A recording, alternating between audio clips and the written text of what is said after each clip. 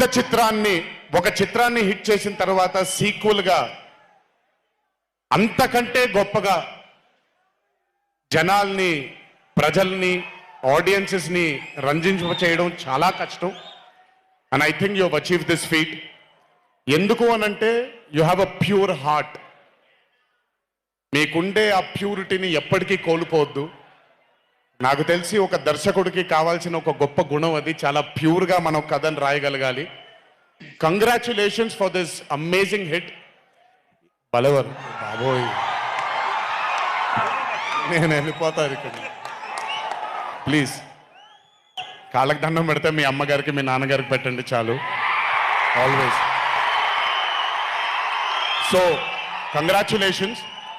ఇలాంటి చిత్రాలు ఇంకెన్నో చెయ్యాలని, ఇంకా మీరు మీ కెరియర్లో అభివృద్ధి చెందాలని ఆ దేవుణ్ణి మనసారా కోరుకుంటున్నాను.